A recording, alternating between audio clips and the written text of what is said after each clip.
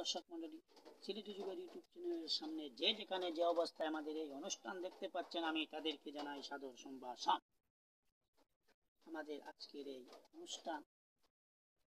৫৬,০০০ বর্গ মাইলের এই দেশ আর বাংলাদেশ, তাই আমাদের সেই ম্যাগাজিন অনুষ্ঠান অমিল অনুষ্ঠানে প্রথমেই আমাদের জাতীয় সঙ্গীত নিয়ে আসছেন কুমার শাহ। আমার সোনার বাংলা, আমি তোমায় ভালোবাসি, চিরদিন তোমার আকাশ, তোমার বাতাস আমার প্রাণে, ওমায় আমার প্রাণে বাজায় বাঁশি। সোনার বাংলা, আমি তোমায় ভালোবাসি, শিশুবাতি ছায়া গো,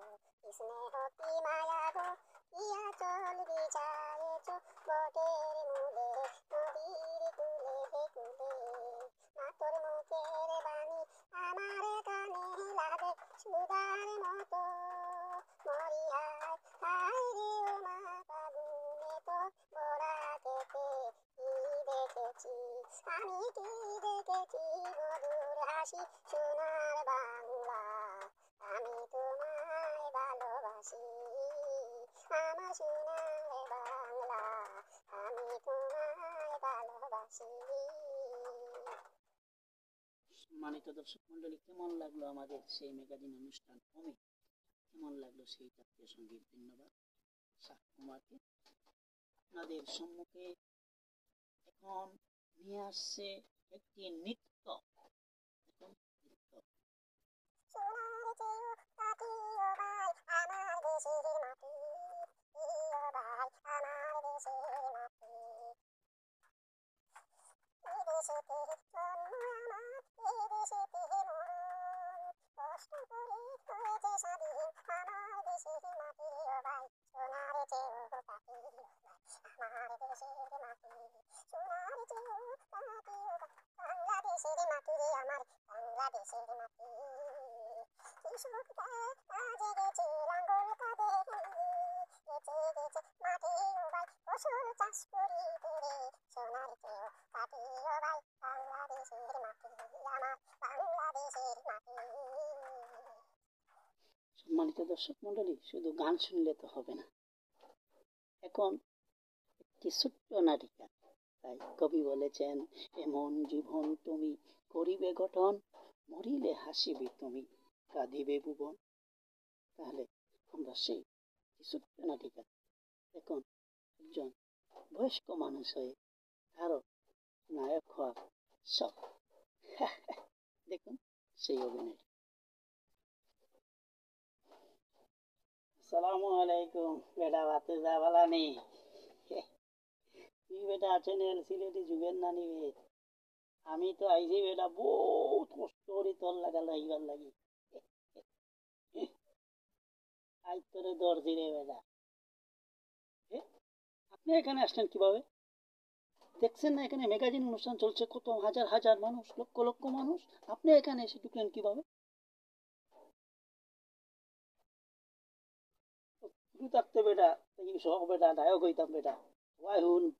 স্যার এগু চান্স দিয়ে ও বয়স বহুত দিলে পাইছি তোরে লাগা, একটা সুযোগ দিয়ে বেটা, দেখছত না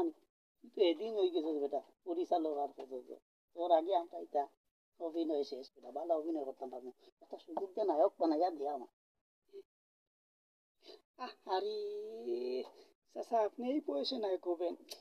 এখানে একটা ম্যাগাজিন অনুষ্ঠান চলছে, এখানে তো এই নায়কের কোনো অভিনয় নাই, কোনো এটা কিছু না, আর তুমি এখানে আসছো, আরে এখানে দর্শক খারাপ ভাববে না? প্লিজ প্লিজ চাচা আপনি সরে যান, প্লিজ প্লিজ চাচা চলে যান এখান থেকে। এরে চাচা রে আদা হড়া নানি, ও ভাই শুনো, তোমার আগে আমি দিন নেই তাইছি বুঝছো, একশের চাল তো বলা না আইছি, আমার এমনও সুযোগ দে না আর বাদে কিচ্ছু করতে পারতাম না বুঝছো, তুই আমার আজ একটা সুযোগ দি, বহুত দিনে তোর লাগাল পাইছি, এক কাজ হো আমারে সাকিব খানের খান্দা খান লইয়া দিলা, তারপর আর কিচ্ছু লাগতো না, তুই আমি ও তার বেগু গইতা বইয়া হইয়া দিদি আমার কোনো সুযোগ দিলা, তো আমি খাম বানাইলে দেখ বা দেখ তুই দেখ না আমি কোনো যাইতাম না বাদে তুইও সরম পাইবে আমিও সরম সবে সরম পাই ভাই দর্শক মন্ডলী ব্যাপারটা আপনার ধরে আপনি যে বুঝা কবাই আমি তোর যাত্রা গান সব পারিবি সব অনুষ্ঠান একদম পারি দাদু বিদায় দেন দাদু গো ও দাদু বিদায় দিলাম আহারে গো দাদু দাদু গো তুমি চলে যাও এখান থেকে আমি রাজপথে এসেছি রাজপথে থাকবো দেখছো এটা বাতিল যা সপ্তাহারি সপ্তাহারি তুই আমার বিদায় এখন দিস না বুঝছোস আচ্ছা আচ্ছা চাচা আমি আপনাকে আমি সাকিব খানের সাথে যোগাযোগ করে দিচ্ছি আপনার সামনে আমি ফোন দিচ্ছি ও ব্যস্ত মানুষ ও ফোন ধরবে কিভাবে আচ্ছা তবু দিচ্ছি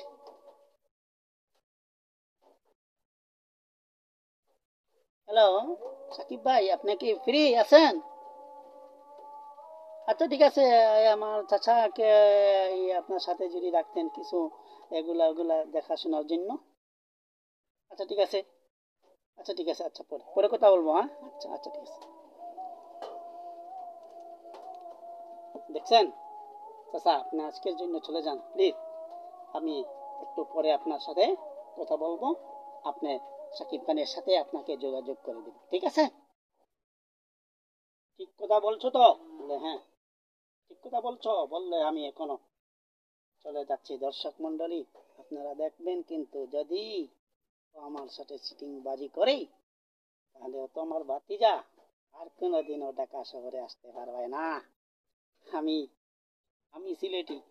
শুদ্ধ ভাষায় কথা বলতে পারি আঞ্চলিক ভাষায় কথা বলতে পারি বুঝছেন আপনারা ওরে একটু খেয়াল রাখবেন বড় কষ্ট করিয়া আসছি আমার বড় সফলতা নায়ক হওয়ার স্বপ্ন আমি দেখি বুঝছেন বলছে তো আপনাদের সম্মুখে সাকিব খানের সাথে যোগাযোগ করিয়ে দেওয়ার জন্য তাহলে চলে যাই সালাম আলাইকুম হ্যাঁ চাচা আপনি আজকের জন্য চলে যান হ্যাঁ পরে আসবেন দেখলেন তো দর্শক মন্ডলী আমার চাচা বুড়ো হয়ে গেছে বয়স হয়ে যাবে 60-70